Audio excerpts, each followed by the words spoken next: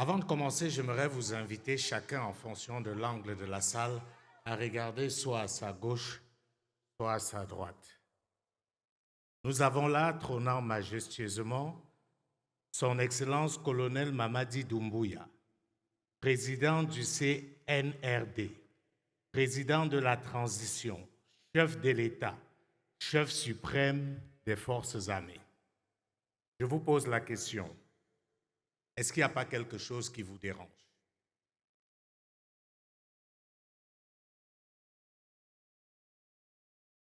J'attends une réponse.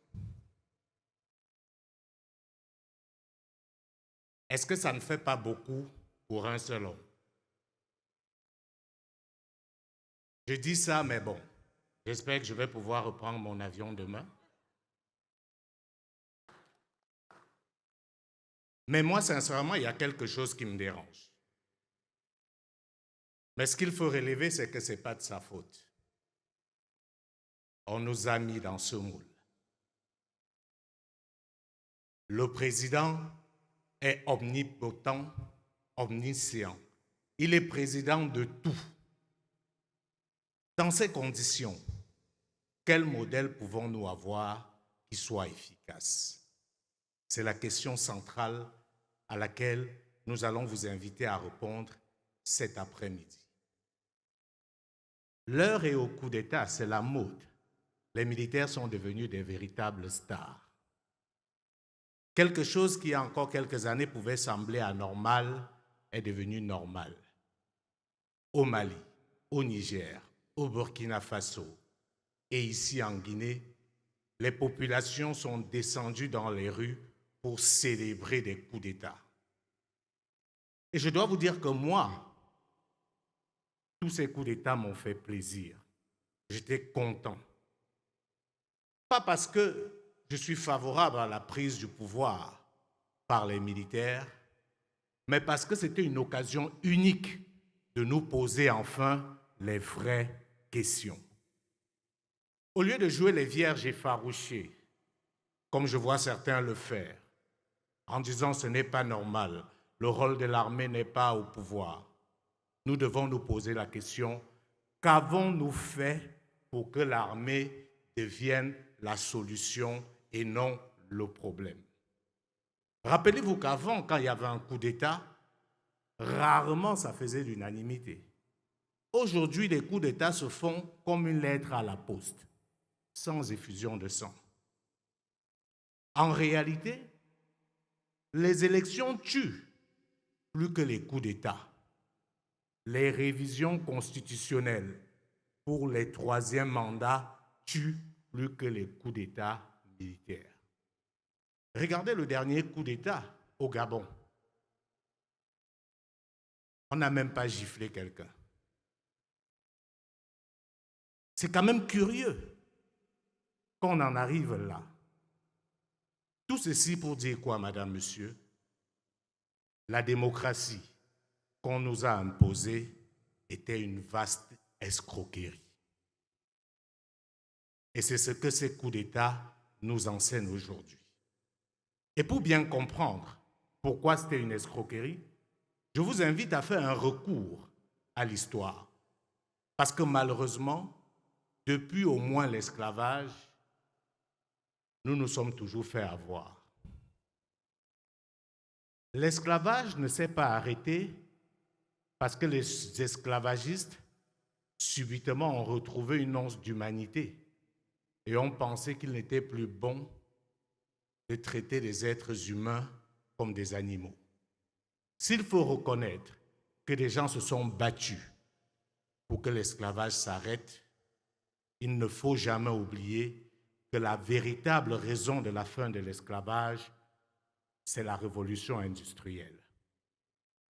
Ayant créé des machines, on n'avait plus besoin d'hommes dans les champs parce que les machines pouvaient faire 10, 20, 1000 fois ce que les hommes faisaient. Sauf qu'une fois les machines arrivées, contrairement aux esclaves, les machines ne marchent pas au fouet. Les machines marchent aux matières premières. Et où est-ce qu'on trouve les matières premières? Comme par hasard, en Afrique. C'est comme ça qu'on est passé de l'esclavage à la colonisation. Parce qu'on n'avait plus besoin des hommes, mais on avait besoin de nos terres.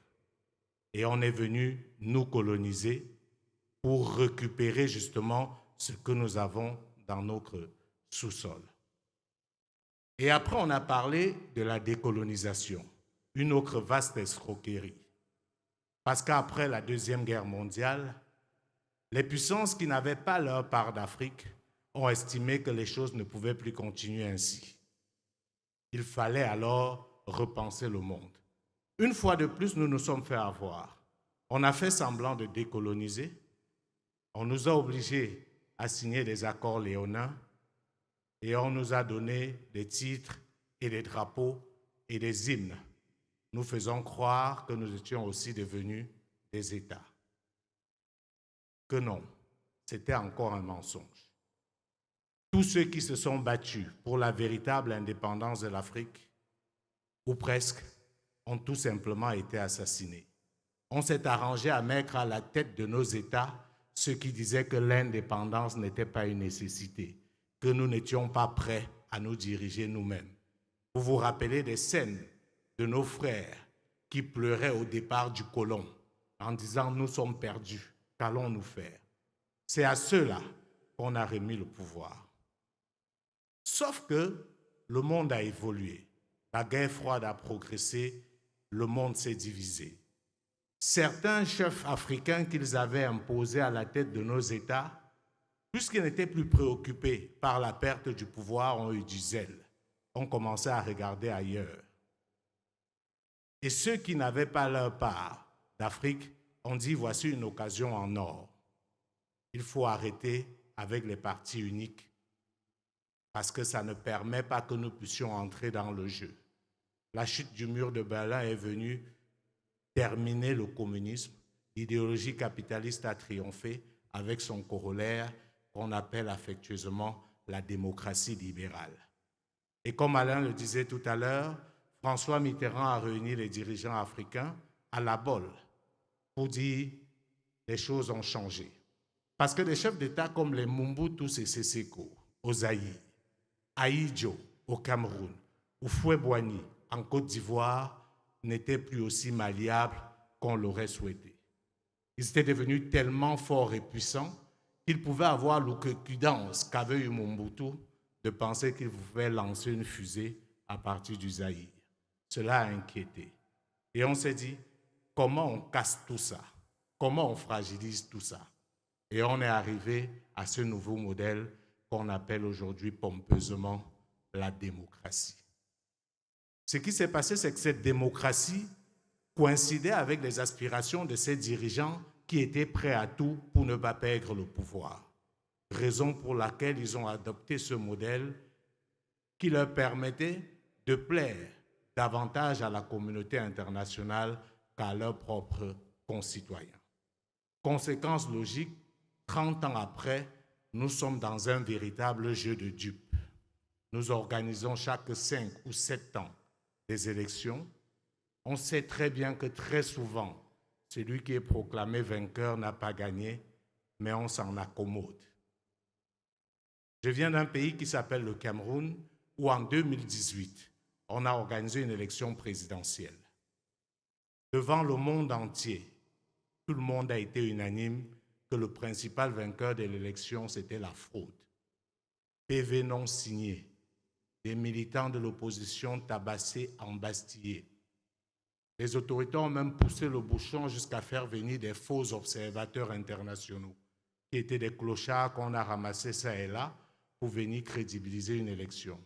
Malgré cela, le président a quand même été réélu selon le Conseil constitutionnel du Cameroun. Avec ce tableau-là, Madame, Monsieur, comment pouvons-nous être surpris que les militaires deviennent des stars dans la plupart de nos pays? L'autre conséquence de ce modèle de démocratie occidentale africanisée, c'est que cela a créé des dirigeants totalement illégitimes. On peut dire sans risque de nous tromper que la plupart de ceux qui dirigent des États en Afrique francophone ne sont pas le fruit de l'expression de la volonté du peuple. C'est un modèle totalement inadapté. Parce que le système politique est censé faire progresser la société. De vous à moi, 33 ans après, montrez-moi un seul pays en Afrique francophone dont on peut lier le progrès au système politique. On a tous le sentiment que nos pays ont régressé. Et on peut le dire également pour ce pays dans lequel on est, à savoir la Guinée. Ce matin à l'université, quelqu'un nous rappelait ce que c'était l'école en Guinée à l'époque de Sékou Touré.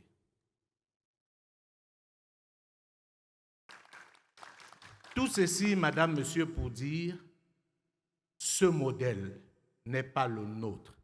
Nous n'allons plus passer le temps à nous définir par rapport aux aspirations des autres. Il n'existe pas un modèle de gestion de la cité universelle. Pourquoi l'Afrique va être le seul continent à qui on va imposer un modèle? Même en Europe ou en Occident, la démocratie ne se fait pas de la même manière. La démocratie britannique n'est pas la même que la démocratie française. La démocratie allemande n'est pas la même que la démocratie belge.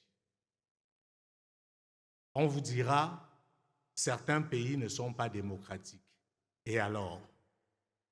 Vous pensez sincèrement que si le Qatar avait choisi le même mode de mimétisme que nous, il serait à ce niveau de progrès aujourd'hui?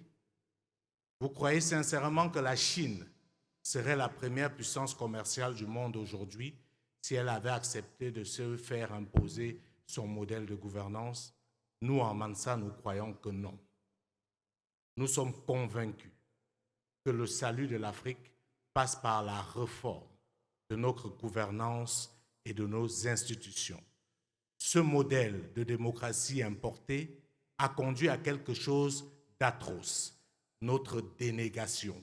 Nous ne savons plus qui nous sommes et nous avons choisi de marginaliser ce qui faisait d'antan notre force, à savoir nos légitimités traditionnelles.